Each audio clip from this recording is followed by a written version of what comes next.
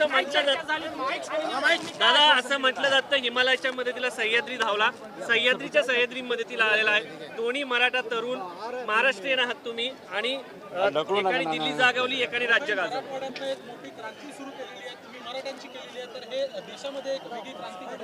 हे बघा, आपण यांच्यात विद्यार्थी म्हणून बघूयात, याच्यात ना आपण मराठा म्हणून बघूयात ना ओबीसी म्हणून बघूयात. गोरगरिबांचे लेकरं देशभरातले आणि त्या गोरगरिबांच्या लेकरांवरती अन्याय जर दिल्लीमध्ये होतोय. दिल्ली ही आमच्या देशाची राजधानी आहे. आम्हाला जर देशात कुठं न्याय नाही मिळाला तर आपण राजधानीत येतो न्याय मागण्यासाठी.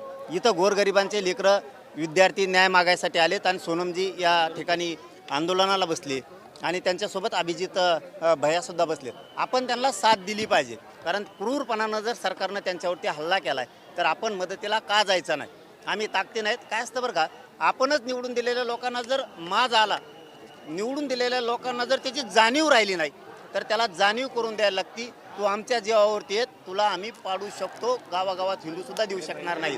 इथून पुढच्या काळात जर हल्ला झाला तर राज्यासह देशभरात भाजपाच्या मंत्र्यालाच फिरता येणार नाहीये. इतकी भयानक परिस्थिती होऊ शकते. साहब, हिंदी में आप किस मराठीत सांगा की काय चर्चा झाली तुमच्या दोघांमध्ये, चर्चा काय झाली? मी आंदोलनाच्या संदर्भात सगळं जाणून घेतलं. सोनमजींची काळजी घ्या म्हणूनही सांगितलं. विद्यार्थ्यांनी शांत राहावं, याच ठिकाणावर शांत बसावं. आपण संसदेकडे जाऊ नये, कारण आंदोलन मोडण्याचा प्रयत्न करत असतात. आज ह्या लेकरांची, या पोरांची, इथं पोरं बसले त्यांची तळमळ आहे आणि आपल्या एखाद्या निर्णयामुळं त्यांची तळमळ मोडू नये. शांततेत जर राहिलो तर न्याय मिळतो. आम्ही शांततेचं आंदोलन महाराष्ट्रात केलं. आम्हाला माहीत होतं शांततेच्या आंदोलनात किती ताकद आहे. जनाबी साहब, हिंदी में थोड़ा सा क्या समर्थन कैसे आप हिंदी में पूछे, वो मराठी में बोले.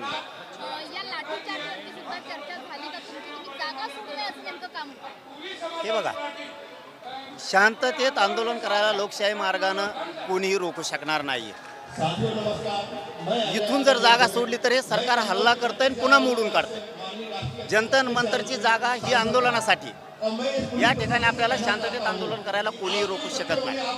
आणि जर शांततेत आंदोलन करायचा रोखायचा प्रयत्न केला तर यांना आपल्या गावात येता येणार नाही, यांना आपल्या जिल्ह्यात तालुक्यात येता येणार नाही. यामुळं त्यांना सांगितलं की शांततेत इथंच बसून करा.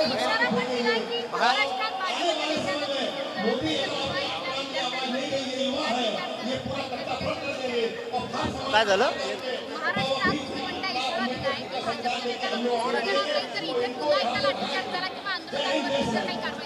हे बघा, एवढी ताकद नाही त्यांच्यात. यंदा त्यांनी हल्ला केला, आता देश उभा राहिला या आंदोलनाच्या पाठीशी. फक्त कोणाकडून राजकारण होऊ नये, आमच्याकडून पण नाही आणि आंदोलकांकडून पण नाही. राजकारण नाही झालं, आपण विद्यार्थी म्हणून लढाई जर उभा केली तर लोक पक्ष सोडून देतील आणि या विद्यार्थ्याच्या पाठीशी उभा राहतील. चलो, धन्यवाद.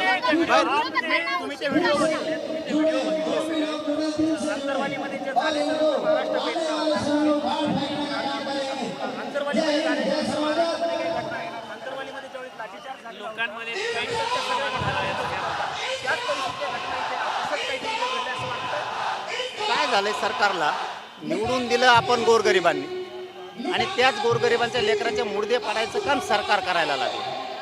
त्यावेळेस जनतेनं सावध व्हायचं असतं.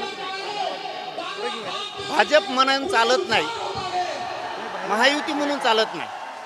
तुम्ही मतदान बीजेपीला करणार, महायुतीला करणार, परंतु तुमच्याच लेकरा बाळाचं वाटोळ होतोय. भाजपमधल्या लोकांनी सुद्धा समजून घेतलं पाहिजे. पक्ष जास्त मोठा मानायचा का स्वतःचं लेकरं मोठे मानायचे, हे भाजपच्या सुद्धा मतदान केलेल्या लोकांनी ओळखलं पाहिजे. सत्तेच्या वेळेस, राजकारणाच्या वेळेस तुम्ही अवश्य त्यांच्या बाजूने राहा, पण ज्या दिवशी तुमच्या लेकरावरती हे सरकार हल्ला करतंय त्यावेळेस पक्ष बघू नका, तर लेकरं बघा. हे खूप महत्त्वाचं आहे देशासाठी. राजीनामा नाही झाला तर तुम्ही दिल्लीच्या जंतर मंतरवरती याल इथं बसण्यासाठी. आमच्या आंदोलनाची पद्धत वेगळी, त्यांची वेगळी. ते सांगतील त्या पद्धतीनं आंदोलन करावं लागत असतं.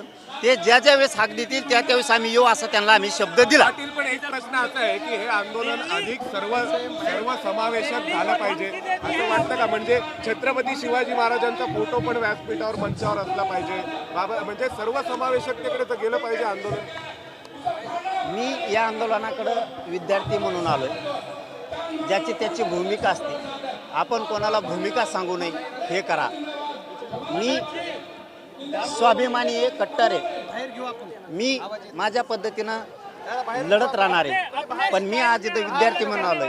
फोटो लावणं न लावणं हा ज्याचा त्याच्यावरती राईट सुद्धा देऊ शकत नाही. ठिकाणी आंदोलन झाले.